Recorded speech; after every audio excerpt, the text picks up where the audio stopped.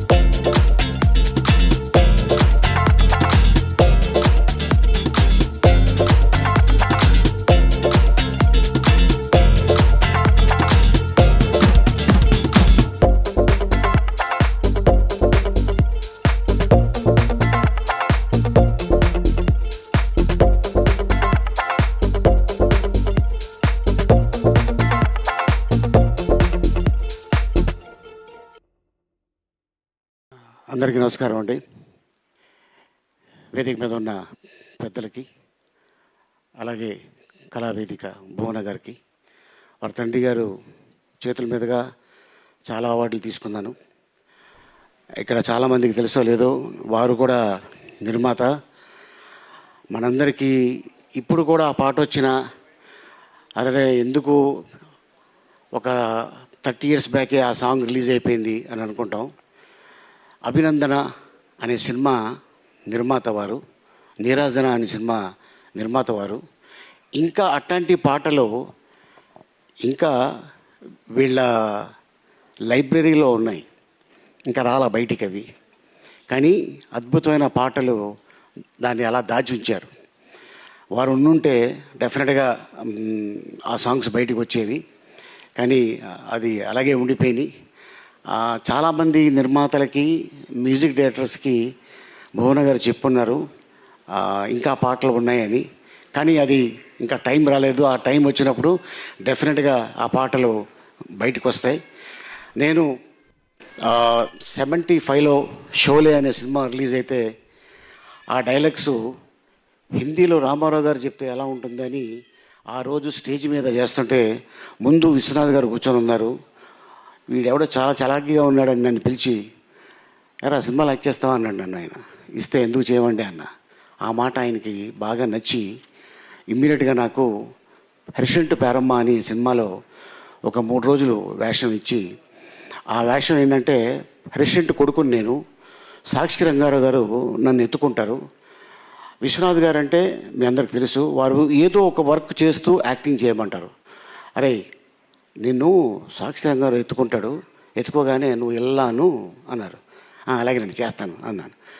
నాకు అది గుర్తులేదు. ఆయన ఎత్తుకోగానే నా చెవులో కాకుండా ఆయన చెవులో ఎలా అన్నాను. అది ఆయనకి నచ్చింది విశ్వనాథ్ గారికి. అరే నేను నిన్ను కదా అనుకోమన్నానంటే గుర్తులేదండి అన్న. అది వారికి గుర్తుకొచ్చి వీడు మంచి టైమింగ్ ఉన్న ఆర్టిస్ట్ అని ఒక 3 రోజులు నాకు వేషం ఇచ్చారు. డివిఎస్ రాజు గారు నిర్మాత. 78లో ఆ సినిమా షూటింగ్ జరిగింది. అండ్ ఆ సినిమాకి ఆ 3 రోజులకు కలిపి నాకు 150 రూపాయలు ఇస్తే, మా అమ్మకి 100 రూపాయలు ఇచ్చి ఒక 50 రూపాయలు మన భాషలో చెప్పాలంటే నొక్కేసా. ఎందుకు నొక్కాను అంటే రామారావు గారి సినిమాలు 50 సినిమాలు చూడొచ్చు అని. ఎందుకంటే 75 పైసా టికెట్. ఇలాగే థియేటర్లో కూర్చొని సినిమాలు చూశాను స్క్రీన్ మీద. ఆ 25 పైసా ఇంటర్వెల్లో అవి ఏమైనా కొనుక్కోవచ్చు అని చెప్పి అలా దాచుకొని వారి సినిమాలు చూసి ఇన్స్పిరేషన్ అయ్యి చెన్నై వెళ్ళి వారిని చూడాలి అని బజుల్లా రోడ్లో వారి ఇల్లు ఉంటే చాలామంది తిరుపతికి వెళ్ళి ఆ బస్సులు రామారావు గారిని చూడటానికి వచ్చేవాళ్ళు. వారి ఇంటి ఎదురుగుంటానే దర్శరత్న మన దాసనారాయణరావు గారి ఇల్లు ఉండేది.